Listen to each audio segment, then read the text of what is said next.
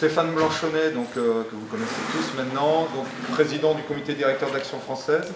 Voilà, et on continue donc, à jongler entre les thématiques plus liées à la prise du pouvoir, à la réflexion autour des prises du pouvoir et à l'analyse des causes, aussi bien la rupture anthropologique que des causes qui font qu'on souhaite prendre le pouvoir. Voilà. Parfaite introduction. Donc, vous avez dû voir dans les livrets de camp l'intitulé Les figures de la légitimité, parce que j'avais demandé à ce qu'on change le titre initial, qui était la France triple A. Alors évidemment, il s'agissait pas dans l'esprit de Louis Charles qui m'avait commandé cette conférence de parler de notation financière. C'était plutôt un détournement de la formule de ce triple A en vue de faire référence à alors non pas à trois figures, parce que sur ces trois, il n'y a que deux figures, mais à trois expressions, à trois termes, chers à Maurras, donc qu'on peut appeler les trois A maurrassiens, à savoir Jeanne d'Arc, Antigone et Antinéa. Alors c'est vrai qu'au départ, j'étais un peu sceptique sur cette formule, même si c'est amusant, la France triple A, parce que y a une grande disparité finalement entre ces termes. Effectivement, Antigone et Jeanne d'Arc sont au sens strict du terme des figures. Antinéa, ce serait alors plutôt à comprendre comme une figure de style, puisque c'est un, on en reparlera, mais c'est un terme que Maurras utilise dans un de ses livres célèbres pour réfléchir sur la parenté entre la civilisation grecque, la civilisation latine. C'est un biais étymologique qu'il utilise en fait pour parler de la civilisation. C'est un petit peu différent quand même des deux autres. Bon, mais finalement, cette ligne directrice est quand même intéressante. Donc c'est pour ça que j'en parle malgré tout en introduction. Et je vais essayer d'être fidèle à cette commande de Louis Charles, donc, et essayer de montrer la cohérence entre ces trois A, donc, en commençant par Jeanne d'Arc. Je ne parlerai pas de Jeanne d'Arc en soi, hein, je parlerai de Jeanne d'Arc vue par Maurras, hein, toujours, parce que c'est la figure politique. Maurras, quand il s'intéresse à Jeanne d'Arc, il s'intéresse à la politique de Jeanne d'Arc. Donc, et la politique, c'est l'objet propre de l'Action française. L'Action française est un mouvement politique, essentiellement politique, même si on verra dans un deuxième temps, à travers justement la figure d'Antigone, donc ce sera la deuxième partie, que Maurras a été amené, d'abord parce que ça l'intéressait, et puis ensuite parce que l'histoire de l'Action française l'a conduit, l'a contraint même à se poser ce problème, à aborder le rapport entre morale et politique. Et puis on terminera par Antinéa, ce qui d'ailleurs est l'inverse de la chronologie, puisque c'est le texte le plus ancien, parce que justement, étant le plus ancien, c'est peut-être le texte dans lequel on peut le mieux saisir les origines, les prémices de la pensée de Maurras, ce qui la fonde en profondeur. Voilà, et pour chacun donc de ces A, pour chacune de ces figures, j'utiliserai le même plan, c'est-à-dire je commencerai par vous présenter le texte, puisque chaque fois il s'agit d'un texte de Maurras, donc ce sera l'aspect bibliographique si on veut.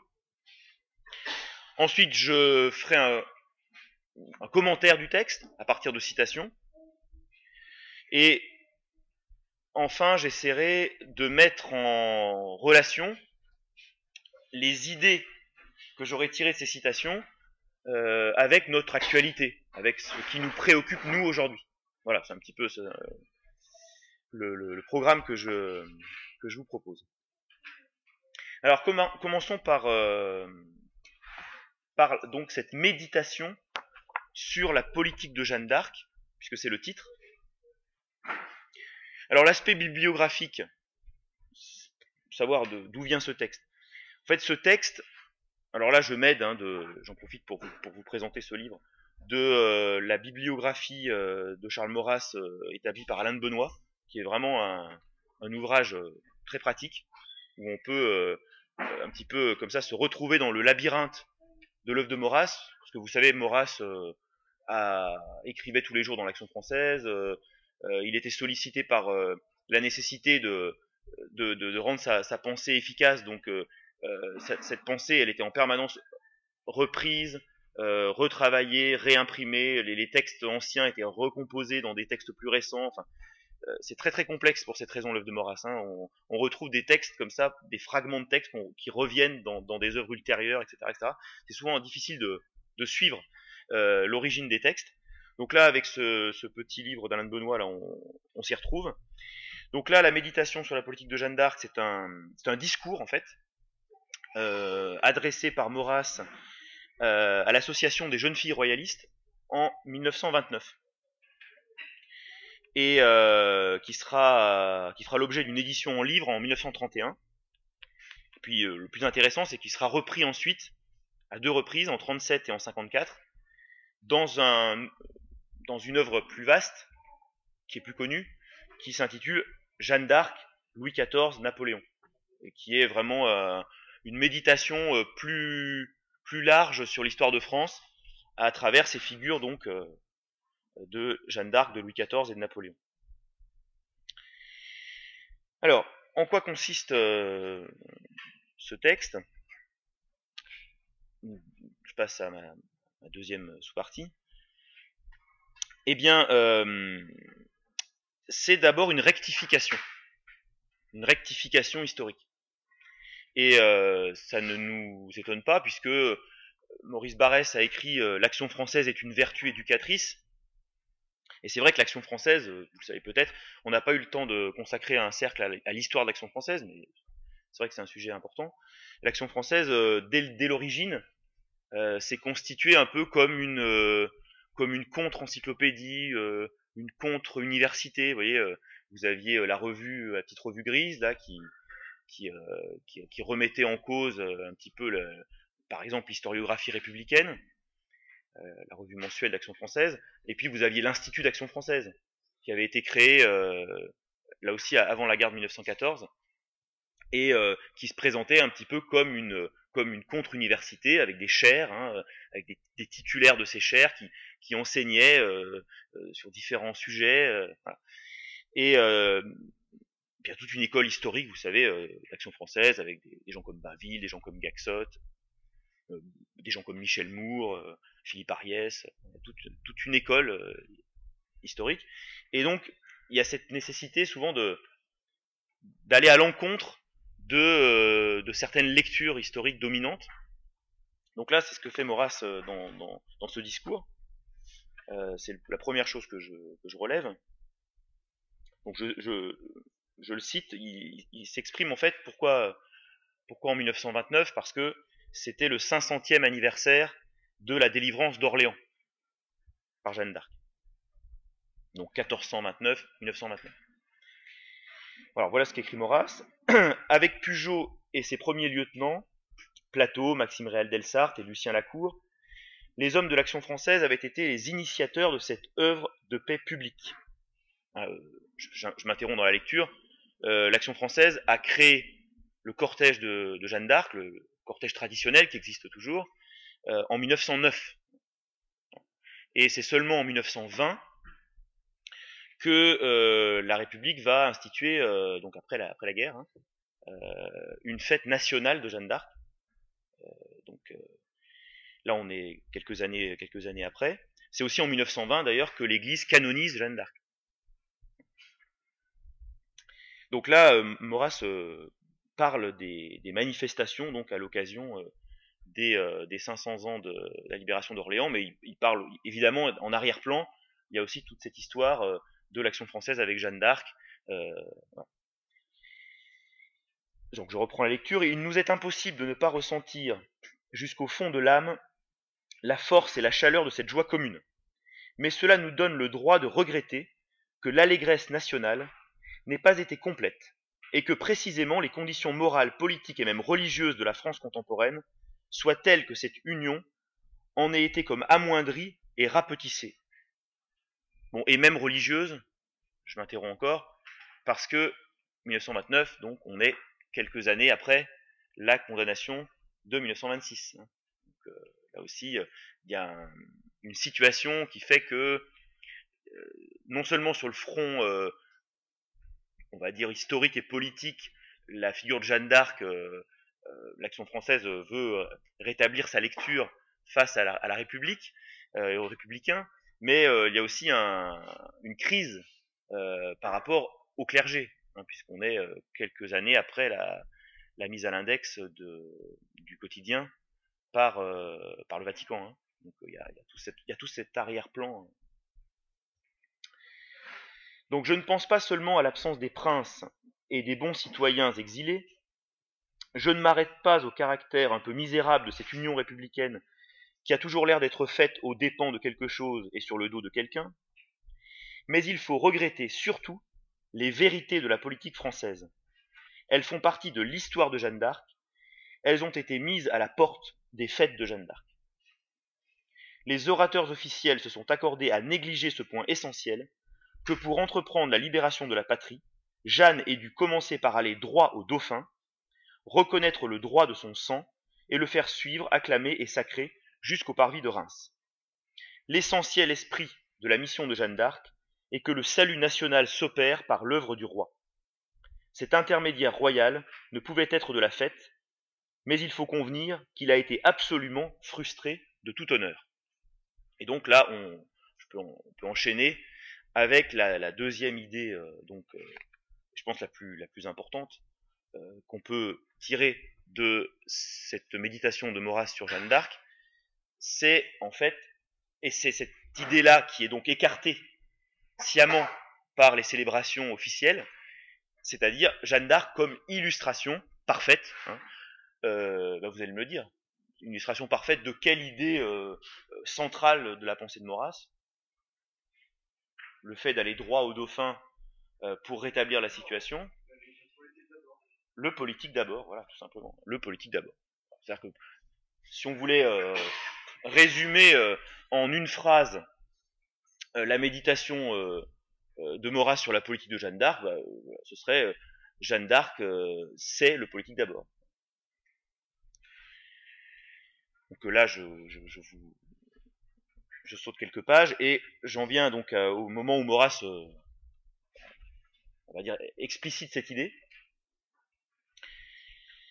Après la délivrance d'Orléans, les militaires, tout à leur art, qui est un bel art, s'indignent à l'idée de prendre la route que demandait Jeanne dans la direction de l'Est et du Nord.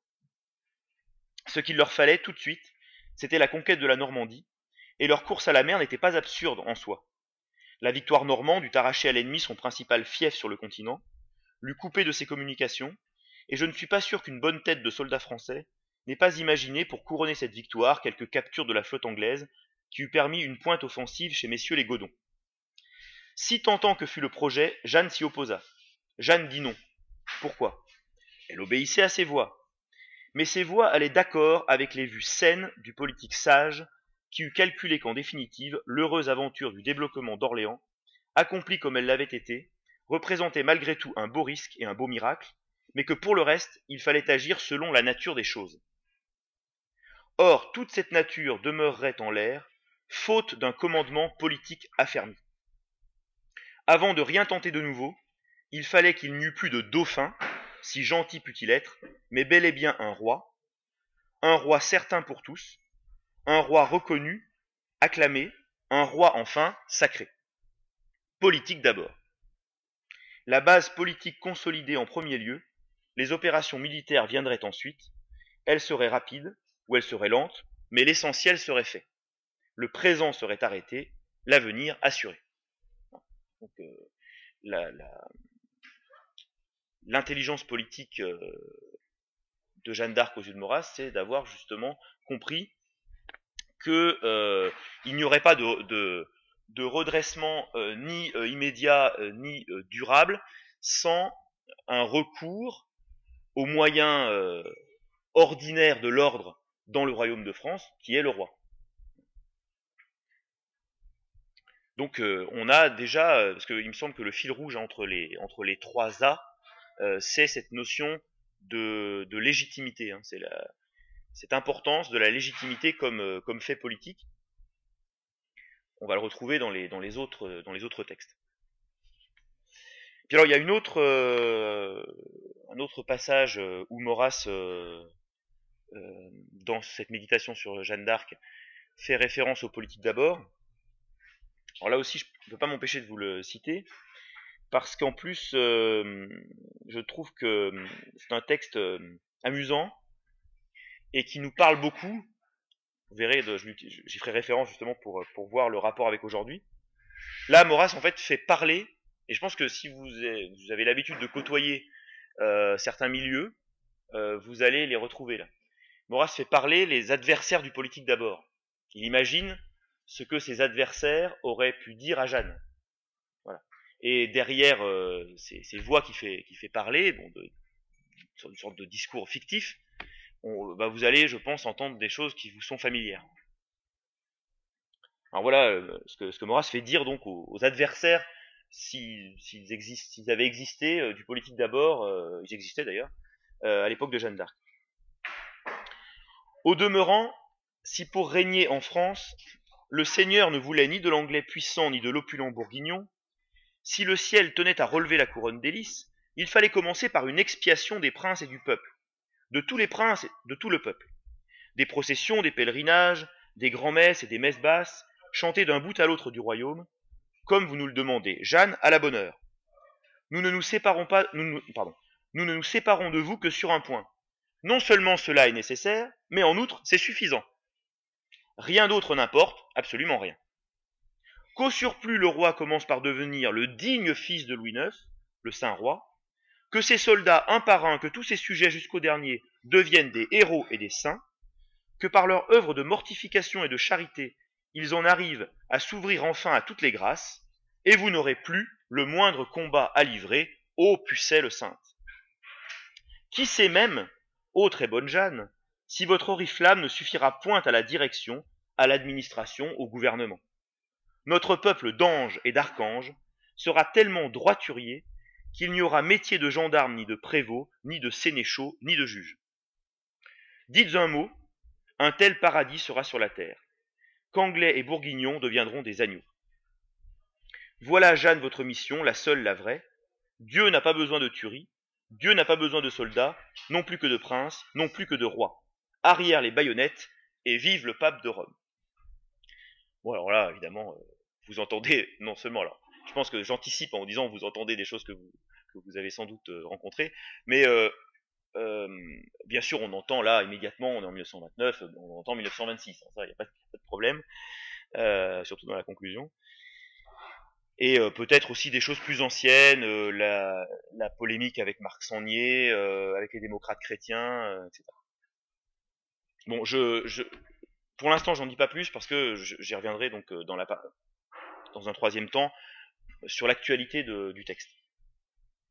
Simplement, pour ajouter encore deux petites citations, une qui concerne alors tout se tient chez Maurras. On va voir tout se tient entre les trois textes, mais tout se tient aussi à l'intérieur de chaque texte. Finalement, si Jeanne est une illustration du politique d'abord, de la nécessité d'avoir recours aux moyens politiques pour rétablir le bien commun, c'est ça, hein, le politique d'abord. Le bien commun ne se rétablit pas de lui-même, contrairement à ce qu'on vient d'entendre, ou par la simple valeur des individus. Donc, ce choix de Jeanne d'Arc comme illustration du politique d'abord, finalement, c'est la mise en œuvre d'un autre axiome maurrassien, d'une autre formule, d'un autre principe maurrassien, qui est le fait d'aller chercher cet exemple historique ancien. Voilà, donc c'est tout ça. Vous voyez que on peut faire un cercle en fait sur les grands principes de la F à travers ce texte. Hein. on va chercher un exemple qui présente quelque analogie avec la situation actuelle, et on essaie de voir les rapports qui sont les mêmes et les solutions qu'on peut en tirer. Alors Maurras explicite ça, il explicite ce lien hein, dans le texte, quand il dit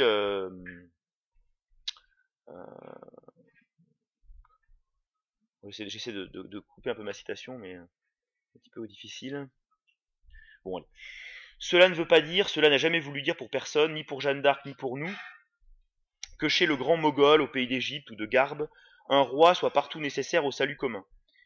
Ces peuples sont divers, leurs mœurs, leur race, leur terroir permettent et ordonnent d'autres lois que chez nous. Mais pensant à la France telle qu'elle est faite, on reconnaîtra comme Jeanne qu'il faut le roi.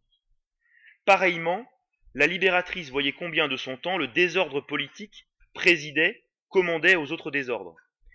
Et tant qu'il subsistait, les soutenait et les aggravait tous. Elle avait assez d'imagination pour se figurer, ce qui nous est également possible, un état de choses très différent qui eût commandé une action différente. Par exemple, les mots de la fin du XVIe siècle, coulant de sources à peu près exclusivement religieuses, il ne fut pas possible de les guérir tant que le prince légitime, qui était de la religion de Coligny et de Calvin, n'eût point quitté son hérésie. Mais, au XVe siècle, comme au XXe siècle, en ce pays de France, il en allait autrement. Vers 1927, au moment où Maurras écrit, la centralisation démocratique est telle qu'il faut tout d'abord tenir l'état politique où l'on ne tient rien, l'on n'avance à rien. Vers 1420, les exactions du gouvernement anglais dans le désordre féodal étaient telles qu'il fallait également procéder par voie politique. Cela est ou était ainsi parce que cela était ou est ainsi. Ces directions découlent de l'état des choses et de leurs rapports. La ressemblance des situations historiques fait coïncider les conduites. Il peut en sortir les mêmes succès. Notre politique d'abord vaudra chez nous comme il valut pour le siècle de Jeanne d'Arc, aussi longtemps que dureront les conditions qui le commandèrent. Voilà. Hein, donc là on a la manifestation explicite hein, que cet exemple du politique d'abord donc illustre aussi l'empirisme organisateur. Et puis puisque je termine par cette dernière idée qu'on trouve donc après le politique d'abord et l'empirisme organisateur, cette troisième idée qu'on trouve dans la méditation sur la politique de Jeanne d'Arc, bah c'est si le coup de force est possible. C'est-à-dire c'est cette idée qu'on a choisi de mettre en avant particulièrement cette année et qui elle aussi s'articule avec les autres, hein, puisqu'effectivement la mise en œuvre du politique d'abord passe par le coup de force. Hein. Donc tout ça est lié. Donc le coup de force, Maurras en parle, il se sert de l'exemple de Jeanne d'Arc là aussi pour en parler. On va voir un petit peu comment il le fait, c'est assez intéressant. Ni la vaillance, ni la force, ni l'épée, ni le canon ne créent le droit. Il faut commencer par l'avoir. Donc on va retrouver la légitimité. Mais quand on l'a, surtout quand on l'a bien, quand on en est absolument sûr, et qu'on n'hésite pas à le servir de toutes ses forces, qu'on ose tout pour l'imposer, on peut compter sur l'adhésion rapide des docteurs et du peuple qu'ils traînent après eux. Bon, là je saute quelques lignes. Tel est le prestige de la personne du roi. Jeanne y avait pensé. Joseph de Maistre ne l'avait pas oublié en écrivant la belle page où du fond de l'émigration, il prédisait la soudaine allégresse de la restauration de Louis XVIII. Les scènes de l'histoire ne sont pas monotones, car le décor et l'accident les colorent sans cesse. Mais quelques lois constantes cernent de lignes immuables leur paysage très varié. Maistre calculant l'avenir se rappelait peut-être la vivante leçon de Jeanne, dont la leçon va tout juste à rebours des méthodes légalitaires. Des méthodes légalitaires, c'est pas égalitaire, hein, des méthodes légalitaires. Qu'eût donné un appel au peuple, lancé selon la règle, avant toute leçon efficace.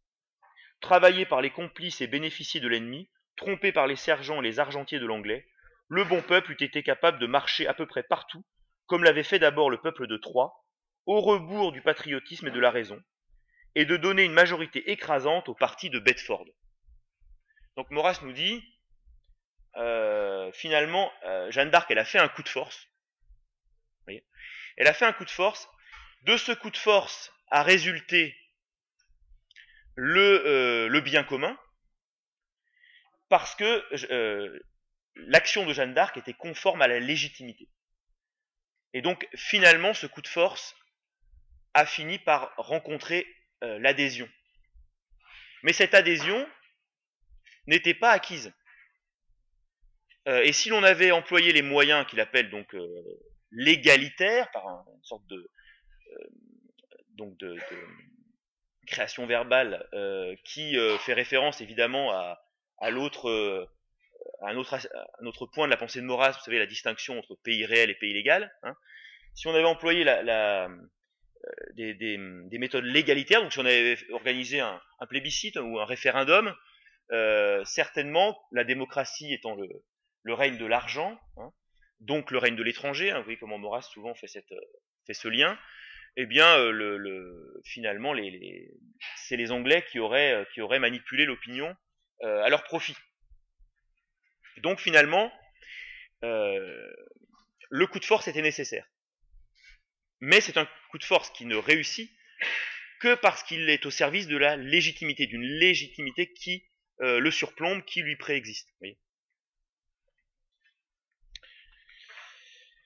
Voilà. Alors bon, je termine donc sur ce texte en essayant de le faire résonner avec nos perspectives actuelles.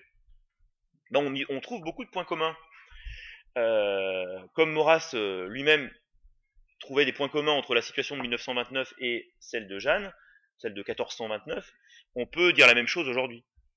C'est-à-dire la faiblesse de l'État, l'asservissement à des puissances, étrangères. Vous voyez, quand on parle de l'Union européenne, quand on parle du mondialisme, on retrouve un asservissement de l'État à des puissances étrangères. La faiblesse, en tout cas à première vue, de la légitimité. Donc la légitimité a besoin du coup de force, aujourd'hui aussi. Elle ne s'imposera pas d'elle-même, vous voyez, très, très vraisemblablement, on ne restaurera pas la monarchie en présentant des listes royalistes aux élections législatives. Hein. Les méthodes légalitaires, on le sent bien, hein, ne permettront pas, aujourd'hui, pas plus qu'en 1429, de rétablir l'institution la plus à même de servir le bien commun à nos yeux, qui est la monarchie.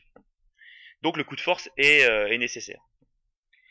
Et puis l'éducation politique aussi. Alors là, je reviens sur la page que j'aime bien, là, qui est amusante, où il fait parler les ennemis du politique d'abord. L'éducation politique de certains milieux, et notamment des milieux catholiques, de ces milieux qu'on a vus, et c'est une bonne chose, se mobiliser et descendre dans la rue en nombre cette année, elle est à faire. Et c'est bien notre fonction principale que de leur enseigner le politique d'abord. Puisque, effectivement, la tentation de ce milieu-là, de cette droite des valeurs qu'on a vu dans la rue, c'est pas tellement une tentation politique. C'est beaucoup plus une tentation morale, une tentation vertueuse, une tentation... on pense que depuis la base, finalement, par l'exemplarité, par les seuls discours, par les seuls argumentaires sur le sujet, par exemple, du mariage pour tous, on va arriver à quelque chose, par la force communicative du bien et de la raison. Hein. Ce qui d'ailleurs, d'un point de vue même chrétien, n'est pas très réaliste, hein, puisque on fait fi du péché originel à ce moment-là. Ça veut dire que les hommes adhéreraient spontanément au bien. C'est pas forcément très orthodoxe comme vision des choses, hein, puisque la nature humaine, d'un point de vue théologique, là, elle est quand même blessée par le péché, donc on peut expliquer aux catholiques qui ne veulent pas comprendre le politique d'abord que cette spontanéité vers le bien, même d'un point de vue religieux, elle est douteuse. Hein. Voilà, donc là, on voit qu'il y a une actualité, hein, tout à fait, de cette réflexion de Maurras sur Jeanne d'Arc, à tout point de vue. Alors je passe à Antigone. j'étais un peu lent. Je vais essayer d'accélérer un petit peu. Donc, Antigone, là, je reprends mon plan comme pour la partie précédente. Donc, je vais mentionner le texte que je vais utiliser. C'est un texte qui s'intitule Antigone, Vierge Mère de l'Ordre, qui a été écrit par Maurras en prison, donc après la Seconde Guerre mondiale, et qui est paru en 1948. Axel, tu ne me détrompes pas, je me retourne vers l'éminent maurassien. Non, c'est pour l'écriture, parce que pour l'écriture, je n'en étais pas très sûr. Pour la parution, c'est certain que c'est 48. Donc ce texte, c'est un texte très court, beaucoup plus court que le précédent, mais tout aussi important. Alors, là, je ne ferai qu'une seule citation qui permet de bien comprendre en fait la thèse de Maurras. Il s'agit donc d'une citation du début du texte, et puis j'ajouterai à cette citation du début le petit paragraphe final, la conclusion. Alors, Maurras, comme tout à l'heure j'ai donné le contexte immédiat qui était les manifestations du cinquantenaire de la délivrance d'Orléans. Là, l'occasion, c'est une adaptation d'Antigone, une nouvelle adaptation d'Antigone. Alors, Antigone, vous savez, c'est une pièce de Sophocle, hein, donc c'est une pièce grecque, c'est une tragédie grecque, et qui a connu ensuite de très nombreuses versions. Voilà, par exemple. Alors justement, je m'interrogeais un petit peu, je sais pas Axel si tu en sais plus, si Maurras fait référence à l'Antigone d'Anouilh, mais qui je crois est plus ancienne de quelques années en fait, ou si c'est l'Antigone de Brecht. Parce qu'il y a une Antigone de Brecht justement en 47. Donc là, ce serait plus proche de la date 48. Donc c'est peut-être voilà l'occasion là, c'est peut-être la version donc de Brecht d'Antigone. Bon, peu importe. Alors voilà ce que Maurras dit. Alors c'est encore une fois une rectification. Vous voyez, on retrouve un peu comme sur Jeanne d'Arc. Il s'agit de rectifier une interprétation d'Antigone, qui n'est pas l'interprétation d'ailleurs des anciens, qui n'est pas l'interprétation grecque du tout, hein, mais qui est une interprétation moderne. Alors, je cite, « On s'accorde généralement à comprendre cette révolte, celle d'Antigone, comme la voix de la conscience humaine, universelle et éternelle, élevée au nom d'un impératif stoïcien et kantien. C'est la protestation moderne de l'un contre toutes les formes de la communauté. C'est l'énonciation du droit de la personne contre la cité. C'est le conflit de la politique et de la morale. On va même jusqu'à dire l'hostilité de l'âme au corps de la société. La sédition de l'individu contre l'espèce. » Bon, je fais un petit arrêt. Ça, c'est une formule d'Auguste Comte que Maurras reprend et qui, chez Comte, désigne le protestantisme. Ainsi fait-on d'Antigone une ennemie de la loi sociale et comme l'incarnation sublime de l'anarchie. Je n'ose compter tous les bons humanistes et tous les hommes d'ordre qui ont adopté et recommandé cette interprétation. C'est un contresens complet. J'en ai toujours eu l'impression. Elle me semblait déjà claire dès ma lointaine première lecture, lorsque voilà près de 70 ans, sous la direction de mon cher monseigneur Penon, j'essayais de déchiffrer le texte et de le comprendre. Il s'agit du texte de Sophocle. En osant même transposer un ou deux chœurs dans le pauvre bégaiement de mes rythmes français. Bon, Maurras était helléniste, hein, il savait le grec. Je viens de relire Antigone, il n'y a pas de doute. L'anarchiste de la pièce n'est pas elle, c'est Créon.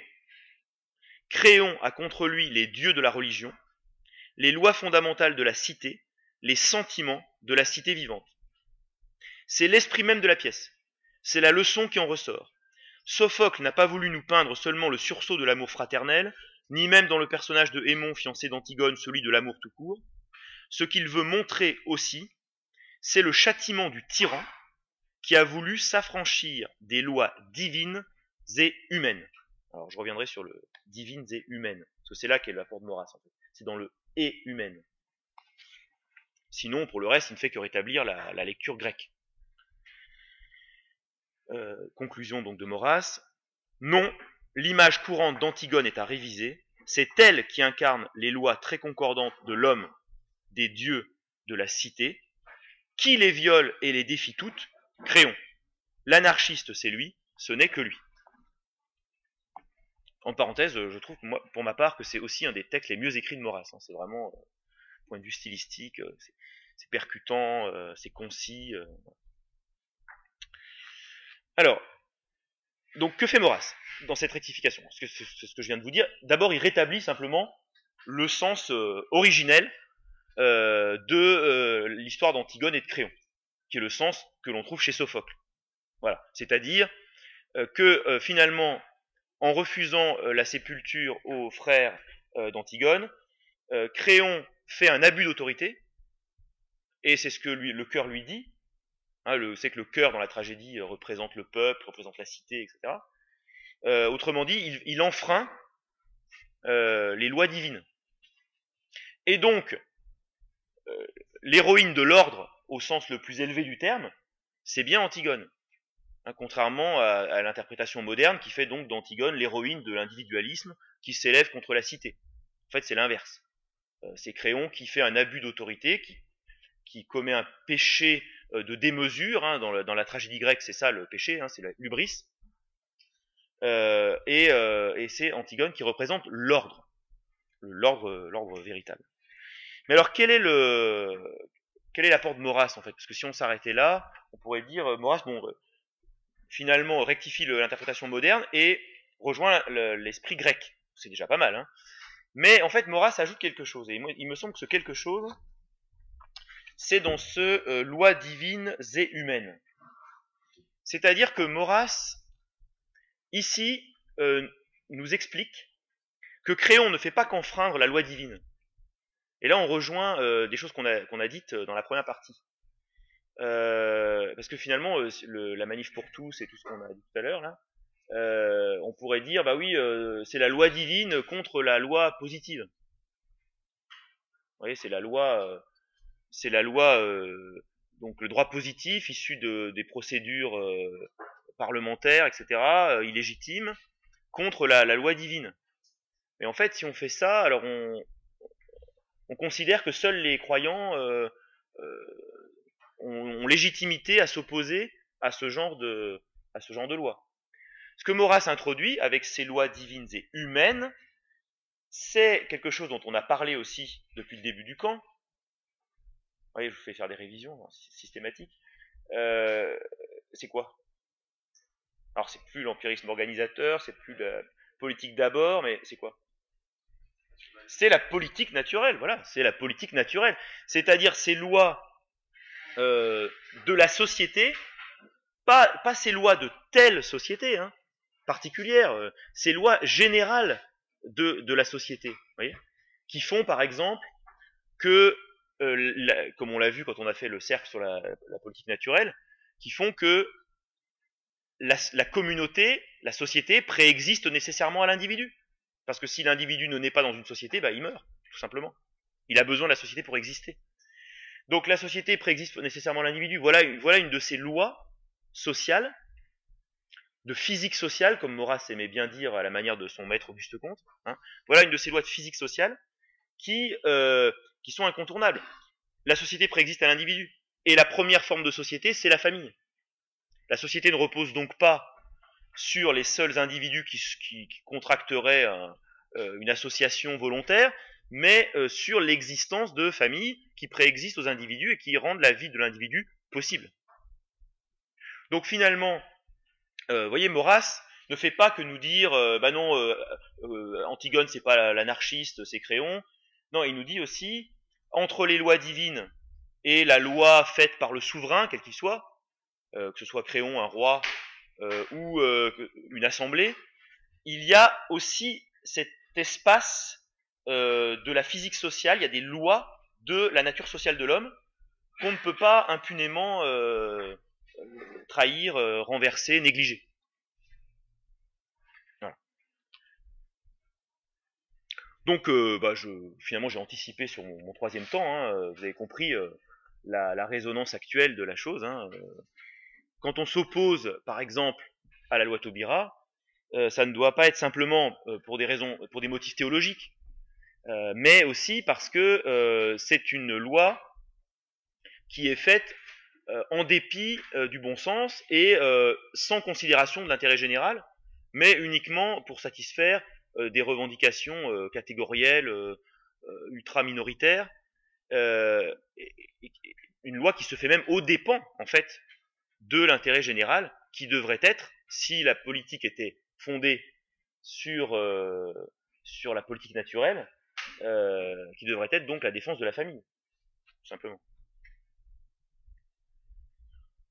Voilà, je passe. Et j'en viens donc à Antinéa. Alors, Antinéa, pour ceux qui connaissent bien Maurras, hein, c'est un des livres les plus connus de Maurras. Donc on n'est pas là dans des petits textes voilà, qui sont difficiles à retrouver, etc. On est dans un livre voilà, important, connu de Maurras. Alors le texte que j'utilise là, c'est pas Antinéa dans son ensemble, c'est la préface d'Antinéa, donc qui est de 1901. Là, l'édition telle que je l'ai là, c'est 1912, mais je crois que la préface est de 1901. Alors en quoi consiste Antinéa? Peut-être vous le savez, c'est notamment la reprise par Maurras des lettres qu'il avait envoyées à la Gazette de France en 1896, donc au moment où il avait été envoyé par son journal de l'époque, donc la Gazette de France, pour suivre les premiers Jeux Olympiques de l'ère moderne. Donc il avait été envoyé à Athènes. Et d'ailleurs, Axel est à l'origine de la réédition de ces lettres dans leur forme d'origine. On en parlait l'autre jour. Et puis il ajoute, Maurras, à ce voyage en Grèce, il ajoute des éléments de voyage en Italie et également à Londres. Et l'objet en fait d'Antinéa, c'est de parler de la civilisation qui, aux yeux de Maurras, est la civilisation méditerranéenne. Parce que d'ailleurs, quand il va à Londres, c'est pas pour s'intéresser à Londres, mais c'est pour s'intéresser à ce qui peut faire référence à la civilisation méditerranéenne au musée donc de Londres. Alors, venons-en donc à ce qu'on peut analyser d'intéressant dans cette préface. Quelle est la thèse de Maurras? Alors la thèse de Maurras dans cette préface, c'est que l'universel n'est pas totalement abstrait. L'universel n'est pas un être en soi ou par soi, ce vocabulaire parlera peut-être aux philosophes. C'est un être en quelque sorte dans un autre, c'est-à-dire que il n'existe pas à l'état pur, il existe en fait dans ces incarnations que sont les traditions, les civilisations. Donc il faut des médiations pour atteindre l'universel. Il y a une formule de Maurras très célèbre aussi qui n'est pas dans ce texte, mais quand il dit je suis de Martigues, je suis de Provence, je suis de France, je suis romain, je suis humain, il manifeste par là cette série de médiations par lesquelles on peut atteindre l'universel. Autrement, on a affaire à un universel de pacotille, à un universel fabriqué, comme les droits de l'homme ou je ne sais quel texte rédigé qui se prend pour l'universel. Mais si on veut vraiment atteindre l'universel, c'est par la médiation des traditions, des civilisations. Et par ailleurs, l'autre idée de Maurras, c'est que les civilisations ne sont pas égales dans leur relation à l'universel, dans leur capacité à manifester l'universel. Alors il ne s'agit pas de racialisme chez Maurras, hein, c'est pas Jules Ferry qui nous explique qu'il y a les races supérieures et les races inférieures. Maurras, vous le savez peut-être, mais ce serait intéressant d'y revenir, très tôt a beaucoup de mépris pour le racialisme. Il y a des pages de lui très ironiques sur Gobineau, par exemple. Donc il n'est pas question de race, il est question vraiment de civilisation. Mais pour Maurras, là pour le coup, si les races ne sont pas supérieures ou inférieures, les civilisations le sont. Et pour lui, la civilisation, s'il devait y en avoir une seule, avec une majuscule, c'est la civilisation gréco-romaine, et il faut entendre dans romain toutes les acceptions du terme, c'est-à-dire la Rome païenne, la Rome antique, et puis la Rome chrétienne, hein, le catholicisme en fait. Donc c'est parce que, évidemment, une civilisation pour Maurras, ça n'est pas un objet archéologique, c'est une solution de continuité. Donc la civilisation, forcément, on a un rapport avec elle immédiat parce qu'elle vient jusqu'à nous. Voilà. Donc c'est cette civilisation qui commence avec les Grecs, qui a des prémices avant les Grecs, mais qui commence réellement avec les Grecs, et qui vient jusqu'à nous par l'intermédiaire de Rome, et de Rome dans tous les sens du terme.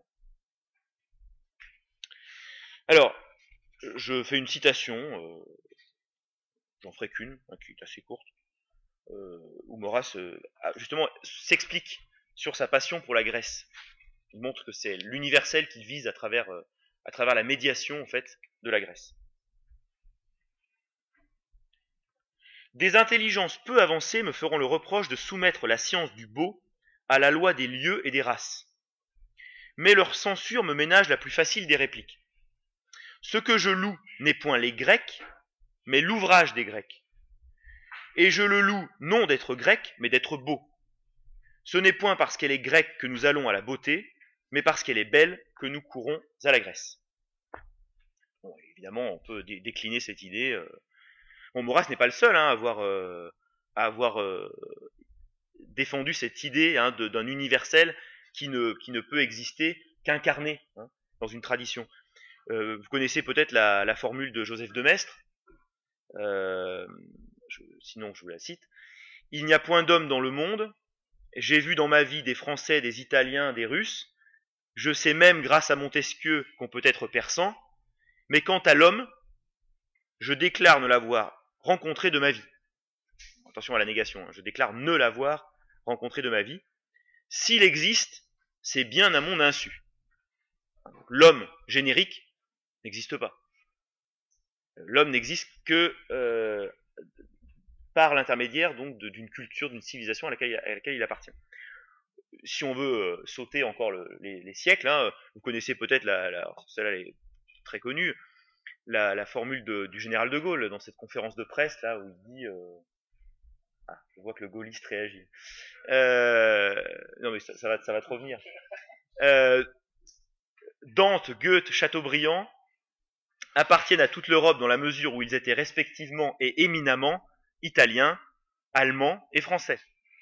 Ils n'auraient pas beaucoup servi l'Europe s'ils avaient été des apatrides et s'ils avaient pensé, écrit en quelque espéranto ou volapuc intégré. C'est-à-dire là, De Gaulle ironise sur ces langues fabriquées. Vous voyez, finalement l'espéranto, c'est une bonne métaphore de l'universalisme frelaté, c'est-à-dire l'universalisme totalement abstrait qui est fabriqué un jour comme ça. Alors les droits de l'homme, voilà, c'est ça l'universel. Ou bien l'espéranto, c'est la langue universelle, on la fabrique. Elle ne correspond à rien, à aucun peuple, à aucune sensibilité, à aucune littérature. Voilà, c'est une fabrication à partir de rien. Donc là, vous voyez comment Maurras pose son idée à lui de l'universel. Alors maintenant, ce que je vais essayer de faire, c'est de vous montrer, parce que vous pouvez peut-être vous dire maintenant, mais alors finalement, on a bien compris avec Jeanne d'Arc le politique d'abord, l'empirisme organisateur, on a bien vu aussi la connexion avec Antigone, mais là on se demande vraiment comment on va rattacher Antinéa à tout ça. Ben, il me semble en fait que cette idée là que je viens de vous expliquer, cette idée de la civilisation, finalement, elle s'articule très bien avec ce qu'on a dit précédemment. Parce que les conditions de la vie d'une civilisation, de la permanence d'une civilisation, c'est justement ce respect des lois de la nature sociale de l'homme, dont Maurras nous parle dans Antigone,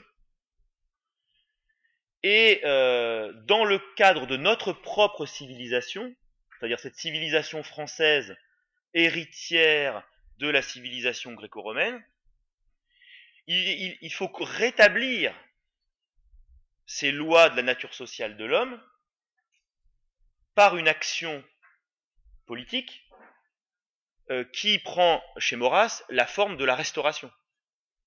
Donc vous voyez que la civilisation ne se défend pas d'elle-même, en fait, c'est ça, c'est comme ça qu'on peut rejoindre de manière médiate, pour le coup pas immédiate, mais médiate, les idées qu'on a développées précédemment.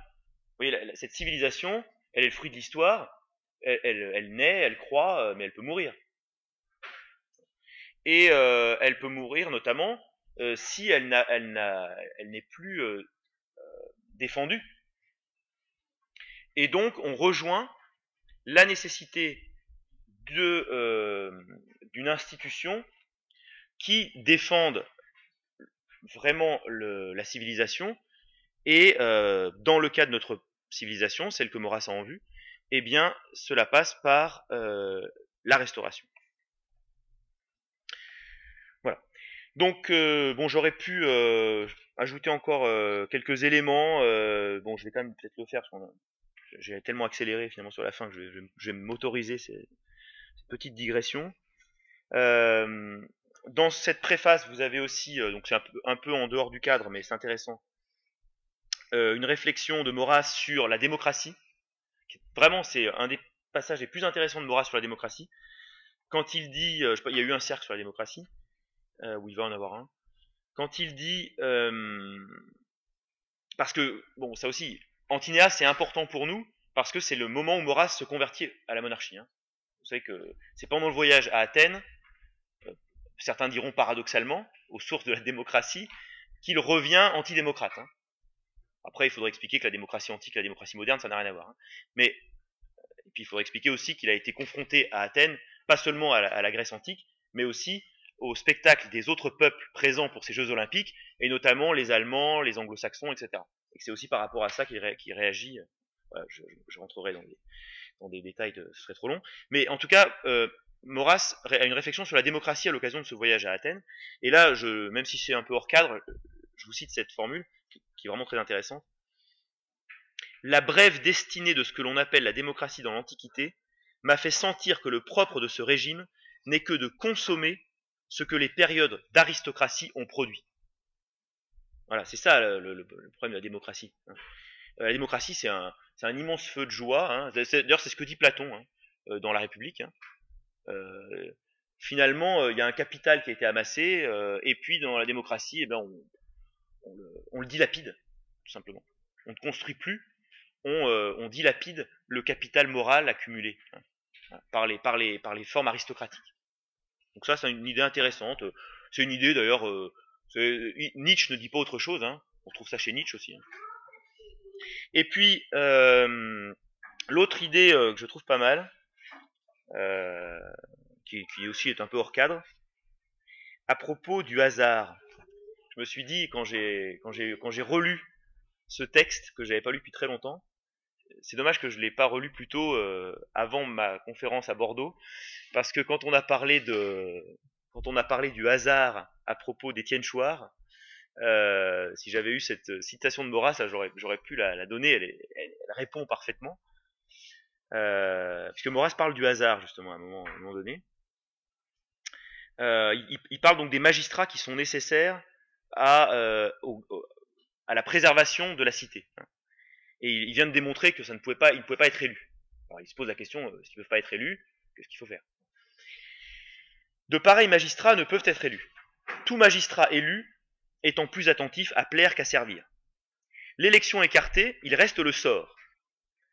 Mais ce sort, ce hasard, s'il est amendé et canalisé, réduit à son moindre degré de risque, c'est le hasard de la naissance, c'est l'hérédité. L'antique institution et magistrature royale fit la France, elle l'éleva au plus haut point de sa vigueur, il est évident que la France y sera ramenée dès qu'elle sentira son insuffisance civique et le besoin d'y suppléer afin de vivre. On voit que finalement Maurras nous dit tout simplement, bah oui, la naissance c'est un hasard, le hasard de la naissance, mais c'est un hasard canalisé, puisque cet individu qui naît pour régner justement, les conditions sont créées pour que son règne se passe bien. C'est-à-dire que déjà, il est par une série de lois de succession, sa légitimité ne peut pas être contestée. Ensuite, il est éduqué pour régner, à la différence de celui qui serait tiré au sort, hein, qui ne recevra pas forcément une éducation en vue du gouvernement.